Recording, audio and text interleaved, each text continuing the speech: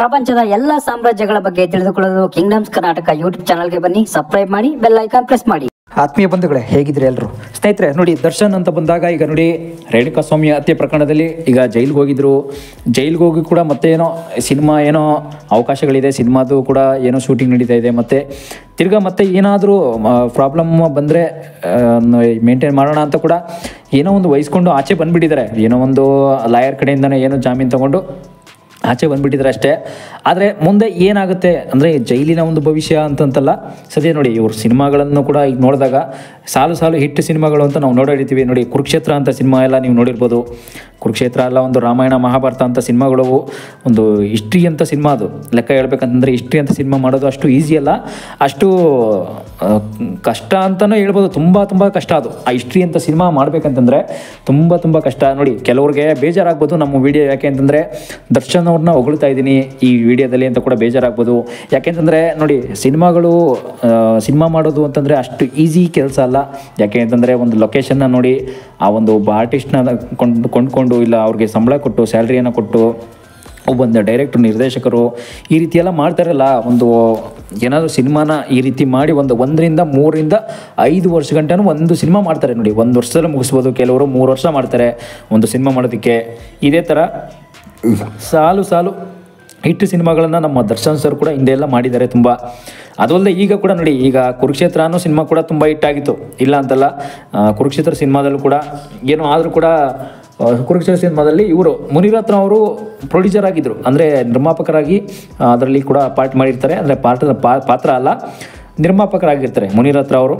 ಆದರೆ ದರ್ಶನ್ ಅವ್ರನ್ನ ಜೈಲಿಗೆ ಕಳಿಸೋ ಒಂದು ಪಾತ್ರ ಏನಾದರೂ ಇದೆಯಾ ಇದರಲ್ಲಿ ಅಂತ ನೋಡಿ. ಮುನಿರತ್ನ ಅವ್ರದ್ದು ಏನಾದರೂ ಕೈವಾಡ ಇದೆಯಾ?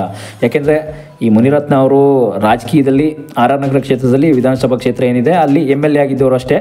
ಸದ್ಯಕ್ಕೆ ಈ ಕ್ಷೇತ್ರದಲ್ಲಿ ಏನಾದರೂ ದರ್ಶನ್ ಮನೆ ಕೂಡ ಅಲ್ಲೇ ಇರೋದು, ಆ ಕ್ಷೇತ್ರದಲ್ಲಿ ವಿಧಾನಸಭಾ ಅಲ್ಲೂ ಕೂಡ ಇದೆ. ನೋಡಿ, ಅವರು ಒಂದು ಪ್ರೊಡ್ಯೂಸರ್ ಆಗಿದ್ರು ನಿಜ ಈ ಸಿನಿಮಾಗೆ, ಮತ್ತು ಇವ್ರನ್ನೂ ಕೂಡ ಹೀರೋ ಆಗಿ ತಗೊಂಡ್ರು ನಿಜ, ಇಲ್ಲ ಅಂತಲ್ಲ. ಆದರೆ ಮುಂದೆ ಏನಂತಂದರೆ ಇವ್ರಿಗೇನಾದರೂ ಪ್ರಾಬ್ಲಮ್ ನೋಡಿ, ಜೈಲಿಗೆ ಕಳಿಸ್ಬೇಕು ಅಂತಂದರೆ ಇಲ್ಲಿ ದರ್ಶನ್ ಅವ್ರನ್ನ ಪ್ಲ್ಯಾನ್ ಮಾಡಿ ಏನಾದರೂ ಜೈಲಿಗೆ ಕಳಿಸ್ಲಾಯ್ತಾ? ಯಾಕೆಂತಂದರೆ ಒಬ್ಬ ವ್ಯಕ್ತಿನ ಜೈಲಿಗೆ ಹೋಗಬೇಕು ಅಂತಂದರೆ ಸುಮ್ಮನೆ ಅಂತಲ್ಲ ಅದೆಲ್ಲ. ಈಗ ನೋಡಿ, ಸಣ್ಣ ಪುಟ್ಟ ಒಂದು ಚಿಕ್ಕ ವಿಷಯಕ್ಕೆಲ್ಲ ಎಷ್ಟೋ ಜನ ಪ್ಲ್ಯಾನ್ ಮಾಡಿ ಜೈಲಿಗೆ ಕಳಿಸ್ತಾರೆ. ಇನ್ನೊಂದು ಏನಂತಂದರೆ ನಮ್ಮ ಸ್ಯಾಂಡಲ್ವುಡ್ ಚಿತ್ರರಂಗದಲ್ಲೂ ಕೂಡ ಬೆಳೀತಾ ಇರೋರನ್ನ ತುಳಿಯೋಕ್ಕೂ ಕೂಡ ಟ್ರೈ ಮಾಡ್ತಾ ಇರ್ತಾರೆ. ಅದೆಲ್ಲ ಕೂಡ ನಿಮಗೂ ಕೂಡ ಗೊತ್ತಿರೋ ವಿಷಯನೇ. ನೋಡಿ, ಒಬ್ಬ ವ್ಯಕ್ತಿ ಯಾರೇ ಆಗಲಿ ಬೆಳೀತಾ ಇರೋರನ್ನ ತುಳಿತಾರೆ ಎಷ್ಟೋ ಜನ. ಅದೆಲ್ಲ ಎಷ್ಟೋ ಜನಕ್ಕೆ ಗೊತ್ತಿರೋ ವಿಷಯನೇ, ಅದು ಎಷ್ಟೋ ಜನಕ್ಕೆ ಗೊತ್ತಿಲ್ಲದೆ ಇರೋ ವಿಷಯ. ಯಾಕೆಂದರೆ ನೋಡಿ, ಅದು ಸಿನಿಮಾ ಇಂಡಸ್ಟ್ರಿಯಲ್ಲಿ ಮಾತ್ರ ಇರೋರಿಗೆ. ಎಷ್ಟೋ ಜನ ಸಿನಿಮಾ ಇಂಡಸ್ಟ್ರಿಯಲ್ಲಿ ಇಲ್ವಲ್ಲ, ಅವ್ರಿಗೆ ಗೊತ್ತಿರಲ್ಲ. ಸಿನಿಮಾ ಇಂಡಸ್ಟ್ರಿ ಇರೋರಿಗೆ ಗೊತ್ತಿರುತ್ತೆ. ಎಷ್ಟೋ ಜನ ಬೆಳೆಯೋರನ್ನ ಬೆಳೆಸಲ್ಲ, ತುಳಿಯೋದೇ ನೋಡ್ತಾ ಇರ್ತಾರೆ. ನೋಡಿ, ಈ ಕುರುಕ್ಷೇತ್ರ ಅನ್ನೋ ಸಿನಿಮಾದಲ್ಲೂ ಕೂಡ ಈ ಮುನಿರತ್ನ ಅವ್ರದ್ದು ಏನಾದರೂ ಕೈವಾಡ ಏನಾದರೂ ಇದೆಯಾ? ನೋಡಿ, ರಾಜಕೀಯ ವ್ಯಕ್ತಿಗಳೇನಾದರೂ ಕೈವಾಡ ಇತ್ತಾ ಇದರಲ್ಲಿ? ಇಲ್ಲ DK ಶಿವಕುಮಾರ್ ಏನಾದರೂ ಕೈವಾಡ ಇತ್ತಾ? ಇಲ್ಲ ಕುಮಾರಸ್ವಾಮಿ ಕೈವಾಡ ಇತ್ತಾ ಅಂತ ಕೂಡ ಪ್ರಶ್ನೆ ಬರುತ್ತೆ. ನೋಡಿ, ಎಲ್ಲರಿಗೂ ಕೂಡ ಪ್ರಶ್ನೆ ಬಂದೇ ಬರುತ್ತೆ ಇಲ್ಲಿ. ಯಾಕೆಂತಂದರೆ ಸಿನಿಮಾ ಅಂತ ಬಂದರೆ ಅಷ್ಟು ಈಸಿ ಅಲ್ಲ ಸಿನಿಮಾ ಮಾಡೋದು. ತುಂಬ ಕಷ್ಟ ಇದೆ. ಎಷ್ಟೆಷ್ಟು ಕಷ್ಟ ಅನುಭವಿಸ್ತಾರೆ ಸಿನಿಮಾ ಮಾಡಬೇಕಂದ್ರೆ. ಅದರಲ್ಲೂ ಇಂಥ ಕುರುಕ್ಷೇತ್ರ ಅಂತ ಹಿಸ್ಟ್ರಿ ಸಿನಿಮಾ ಮಾಡಬೇಕು ಅಂದರೆ ಇನ್ನೂ ಕಷ್ಟ ಇದೆ. ಯಾಕೆಂತಂದರೆ ಇಂಥ ಪಾತ್ರಗಳಿಗೆ 1 ಕೋಟಿ 2 ಕೋಟಿ ಅಲ್ಲ, ಮಿನಿಮಮ್ ಇಲ್ಲ ಅಂತಂದ್ರೂ 100 ರಿಂದ 105 ಕೋಟಿ 300 ಕೋಟಿ ಗಂಟಲು ಕೂಡ ಬಜೆಟನ್ನು ಇನ್ವೆಸ್ಟ್ ಮಾಡಿರ್ತಾರೆ. ಅದು ಬೇರೆ ವಿಷಯ. ಆದರೆ ನೋಡಿ, ರಾಜಕೀಯ ಅಂತ ಬಂದಾಗ ದರ್ಶನ್ ಅವರು ಒಂದು ವಿಷಯದಲ್ಲಿ ಈ ರೀತಿ ಎಲ್ಲ ತುಂಬ ಇವನು ಕೋಪಿಷ್ಟ, ಕರೆಕ್ಟಾಗಿ ನಡ್ಕೋತಾ ಇಲ್ಲ. ನೋಡಿ, ಸಿನಿಮಾ ಇಂಡಸ್ಟ್ರಿನೂ ಕೂಡ ತುಂಬ ನೋಡಿ, ನ್ಯೂಸ್ ಚಾನಲ್ಗಳು ಕೂಡ ವಿರುದ್ಧವಾಗಿರ್ತಾರೆ ಇವರು. ಆದ್ದರಿಂದ ಏನಾದರೂ ರಾಜಕೀಯದಲ್ಲಿ ಏನಾದರೂ ಕೈವಾಡ ಇತ್ತಾ ಇವರ ಒಂದು ಜೈಲಿಗೆ ಕಳಿಸುವ ಪ್ರಯತ್ನದಲ್ಲಿ? ಇವನು ಜೈಲಲ್ಲೇ ಇರಬೇಕು ಪರ್ಮನೆಂಟು, ಇವನಿಗೆ ಬೇಲ್ ಸಿಗಬಾರ್ದು, ಆ ಥರ ಏನಾದರೂ ಪ್ಲ್ಯಾನ್ ಮಾಡಿರ್ಬೋದಾ ದರ್ಶನ್ ಅವ್ರನ್ನ? ಈ ಥರ ಎಲ್ಲ ಒಂದು ವಿಡಿಯೋ ಮಾಡಬೇಕು ಅಂತ ಅನಿಸ್ತು, ಅದಕ್ಕೆ ಮಾಡ್ತಾ ಇದ್ದೀನಿ ಅಷ್ಟೇ. ಸ್ನೇಹಿತರೆ ನೋಡಿ, ದರ್ಶನ್ ಅವರು ಹಿಂದೆ ಎಲ್ಲ ಒಳ್ಳೊಳ್ಳೆ ಹಿಟ್ ಸಿನಿಮಾಗಳನ್ನ ಎಂತೆಂಥ ಸಿನಿಮಾಗಳನ್ನ ನೋಡಿ, ಓಂ ಪ್ರಕಾಶ್ ರಾವ್ ನಿರ್ದೇಶನದಲ್ಲಿ ತುಂಬ ಸಿನಿಮಾ ಮಾಡಿದ್ದಾರೆ ಅವರು ಡೈರೆಕ್ಟ್ರಾಗಿ.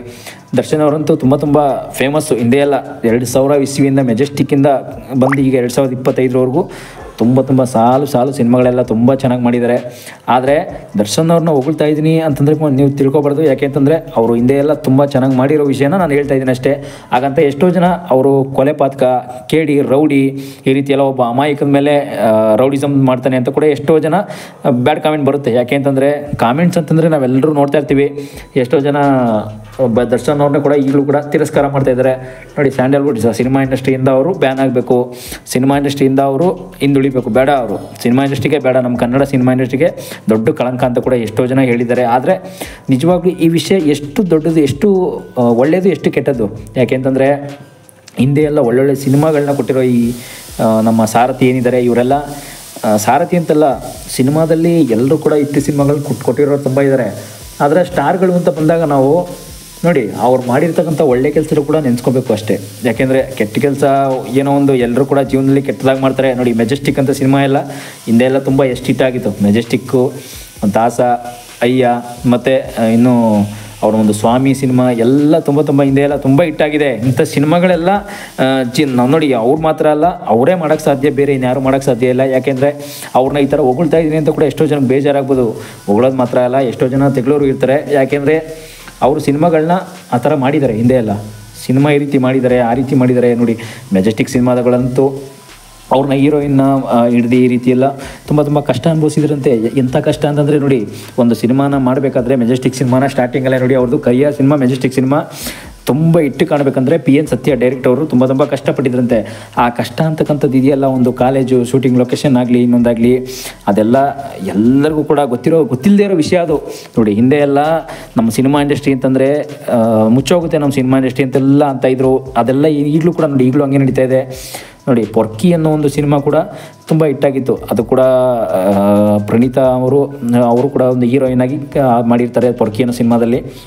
ಸಿನಿಮಾ ಅಂತ ಬಂದರೆ ನೋಡಿ ಎಲ್ಲ ಸಿನಿಮಾಗಳು ಕೂಡ ಆಲ್ಮೋಸ್ಟ್ 90% ಹಿಟ್ಟು ಸಿನಿಮಾಗೇ. ಆದರೆ ಈಗ ಮಾಡಿರೋ ಕೆಲಸಕ್ಕಂತೂ ಏನು ಹೇಳಬೇಕು ಅಂತ ಗೊತ್ತಾಗ್ತಾಯಿಲ್ಲ. ಈಗ ನೋಡಿ ರೇಣುಕಾಸ್ವಾಮಿ ಪ್ರಕರಣದಲ್ಲಿ ಇವ್ರು ಮಾಡಿರೋ ಕೆಲಸ ತಪ್ಪು ಅಂತ ಎಷ್ಟೋ ಜನ ಹೇಳ್ತಾ ಇದ್ದಾರೆ.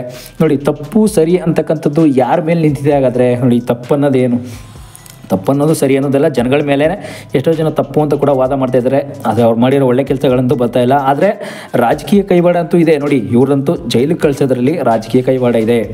ದರ್ಶನ್ ಅವ್ರನ್ನ ನಮ್ಮ ಇದರಲ್ಲಂತೂ ಅಂದರೆ ಸಿನಿಮಾ ಇಂಡಸ್ಟ್ರಿಯಲ್ಲ ಅಂತೂ ಅವರು ಕರೆಕ್ಟಾಗಿಲ್ಲ. ನಮ್ಮ ಪ್ರೊಡ್ಯೂಸರ್ಗೆಲ್ಲ ಬೆಲೆ ಕೊಡಲ್ಲ, ಇವರು ನಿರ್ದೇಶಕರು ಕೂಡ ಬೆಲೆ ಕೊಡಲ್ಲ ಅಂತ ಕೂಡ ಎಷ್ಟೋ ಜನ ಇವ್ರನ್ನ ತಿರಸ್ಕಾರ ಮಾಡಿದ್ದಾರೆ ಈಗಲೂ ಕೂಡ. ಆದ್ದರಿಂದ ಮುಂದೆ ಇವ್ರನ್ನ ಸಿನಿಮಾ ಇಂಡಸ್ಟ್ರಿಯನ್ನೇ ಬ್ಯಾನ್ ಮಾಡಬೇಕಾ, ಏನು ಮಾಡಬೇಕು ಅಂತ ಕೂಡ ಈಗಲೂ ಕೂಡ ತುಂಬ ಯೋಚನೆ ಮಾಡ್ತಾಯಿದ್ದಾರೆ. ನೋಡಿ ರೇಣುಕಾಸ್ವಾಮಿ ಕೊಲೆ ಪ್ರಕರಣ ಅಂತ ಬಂದರೆ ಅವರು ಮಾಡಿರ್ತಕ್ಕಂಥ ಒಂದು ದರ್ಶನ್ ಸರ್ ಟೀಮ್ ಮಾಡಿರ್ತಕ್ಕಂಥ ಒಂದು ಕೊಲೆ ಏನು ಕೇಸ್ ಇದೆ, ಆ ಕೇಸಲ್ಲಿ ದರ್ಶನ್ ಸರ್ನ ಜೈಲು ಒಳಗಡೆ ಕಳಿಸೋದಕ್ಕೆ ಯಾರ ಒಂದು ಪ್ರಯತ್ನ ಇರ್ಬೋದು. ನೋಡಿ ದರ್ಶನ್ ಸರ್ನ ಸುಮ್ಮನೆ ಜೈಲು ಅಷ್ಟು ಈಸಿ ಅಲ್ಲ ಜೈಲಿಗೆ ಕಳಿಸೋದು ಅಂತಂದರೆ.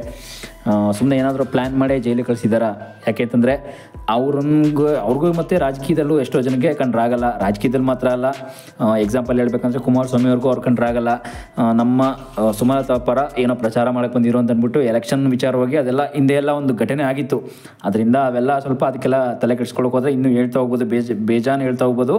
ಬಟ್ ಏನಂತಂದರೆ ಈ ಸಿನಿಮಾದಲ್ಲಿ ಅಂತ ಬಂದರೆ ಈ ಸಿನಿಮಾ ಇಂಡಸ್ಟ್ರಿಯಲ್ಲೂ ಕೂಡ ಇವರು ಒಬ್ಬ ಡೈರೆಕ್ಟ್ರಿಗೆ, ಪ್ರೊಡ್ಯೂಸರ್ಗೆಲ್ಲ, ನಿರ್ಮಾಪಕರಿಗೆಲ್ಲ ಕರೆಕ್ಟಾಗಿ ಬೆಲೆ ಕೊಡಲ್ಲ. ಅದರಿಂದ ಇವ್ರ ಮೇಲೆ ತುಂಬ ಕೋಪ ಇದೆ ಅಂತ ಕೂಡ ಸಿನಿಮಾ ಇಂಡಸ್ಟ್ರಿಯಲ್ಲೂ ಕೂಡ ಹೇಳ್ತಾ ಇರ್ಬೋದು. ಯಾಕೆಂದರೆ ನೀವೆಲ್ಲ ನೋಡಿರ್ತೀರ ಸ್ನೇಹಿತರೆ, ದರ್ಶನ್ ಸರು ಇಂಥ ಅಂತ ಅಲ್ಲ, ಎಲ್ಲ ಮೂವಿಲೂ ಕೂಡ ತುಂಬ ಚೆನ್ನಾಗಿ ಸಿನಿಮಾಗಳನ್ನು ಕೊಟ್ಟವರು. ಈಗ ಒಂದು ಕೇಸಲ್ಲೂ ಕೂಡ ಈ ರೀತಿ ಒಳಗೋಗ್ಬೇಕಾಗಿ ಬಂದಿದೆ ಅಂತಂದರೆ ಮುಂದೆ ಏನು ಮಾಡಬೇಕು ಅನ್ನೋದು ನೆಕ್ಸ್ಟ್ ನಾವು ಕಾದು ನೋಡಬೇಕು ಸ್ನೇಹಿತರೆ, ಏನಾಗುತ್ತೆ ಅಂತ.